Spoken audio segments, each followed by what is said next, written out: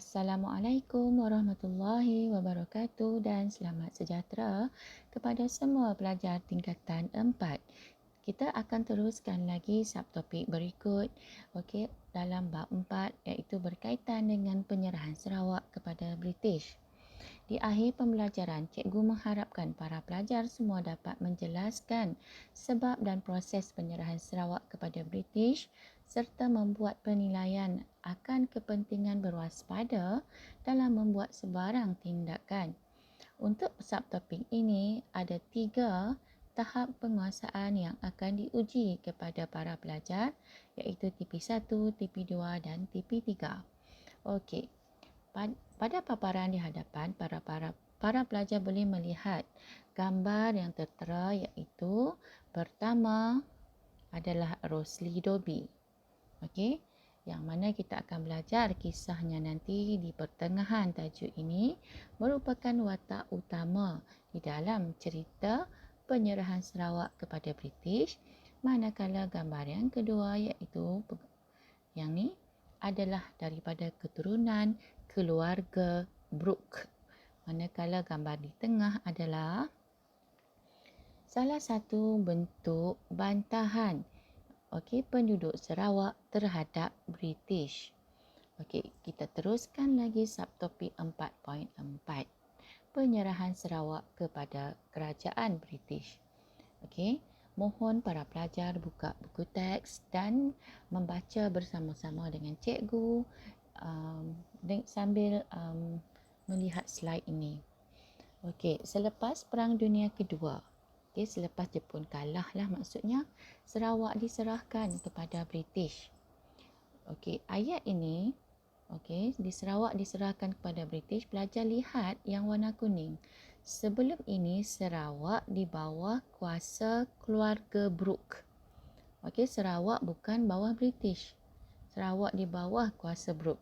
Tetapi selepas saja Jepun kalah, keluarga Brooke memutuskan untuk serahkan Sarawak kepada British. Pentadbiran tentera di Sarawak. Setelah Perang Dunia Kedua tamat, tentera Australia mendarat di Kuching, memperkenalkan pentadbiran tentera iaitu British Borneo Civil Affairs Units BBCAU pada 11 September 1945. Pada tahun 1946, British kemudiannya memperkenalkan BMA. Adakah pelajar masih ingat apa maksud BMA? Sama seperti di tanah Melayu iaitu British Military Administration. Jadi pada 1 Julai 1946, Wainer Brooke menyerahkan Sarawak kepada kerajaan British. Penyerahan ini mendapat tentangan daripada masyarakat tempatan di Sarawak. Berikut adalah gambar pemerintahan Brooke di Sarawak yang mana bermula dengan James Brooke diikuti oleh Charles Brooke dan kemudian Charles Wainer Brooke. Jadi apabila Sarawak ini diperintah oleh keluarga Brooke sebelum Jepun datang, kemudian apabila Jepun menyerang, keluarga Brooke memberikan Sarawak ini kepada kerajaan British. Tetapi penyerahan ini menimbulkan penentangan. Jadi kita akan lihat satu persatu mengapa Charles Wainer Brooke merasakan beliau perlu memberi Sarawak kepada British. Pertama berkaitan dengan masalah pewarisan tahta. Wainer Brooke tak ada anak lelaki. Untuk gantikan tempatnya sebagai raja, sedangkan beliau semakin tua dan uzur. Wainer Brooke enggan melantik anak saudaranya Anthony Brooke untuk menggantikannya. Yang kedua, desakan kerajaan British. Desakan maksudnya sentiasa disuruh diminta. Jadi terpaksalah.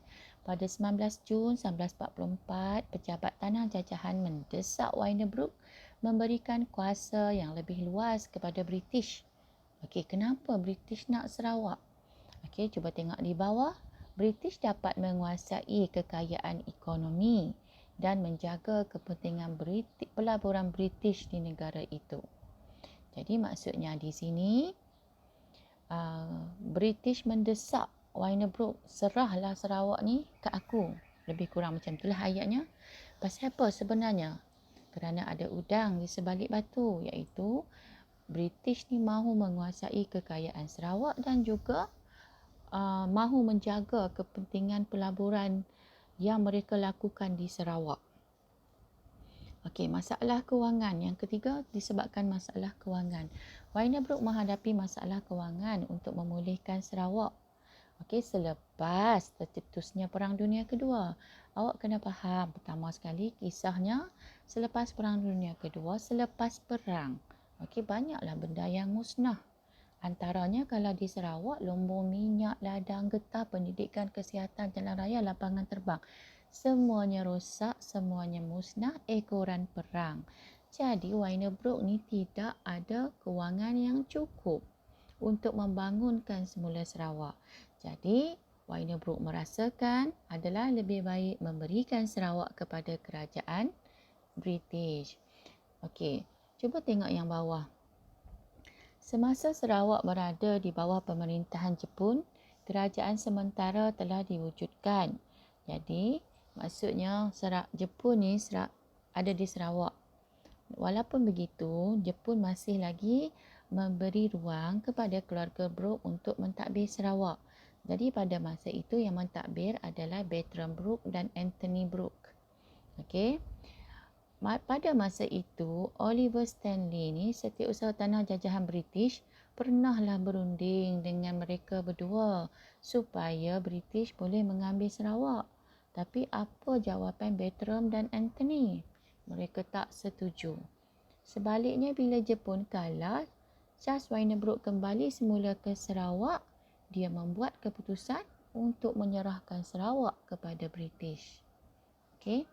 Jadi, untuk bahagian ini, para pelajar boleh sepatutnya lah boleh menceritakan semula apakah 3 faktor penyerahan Sarawak kepada British. Jadi senaraikan dulu, iaitu masalah pewarisan tahta, desakan kerajaan British dan masalah kewangan. Sebaik saja senaraikan, pilihlah sekurang-kurangnya 2 ataupun jika lebih baik 3 faktor ini pelajar huraikan. Okey, bagi setiap satu untuk menerangkan faktor penyerahan Sarawak kepada British. Sekian bahagian pertama bagi tajuk penyerahan Sarawak kepada British.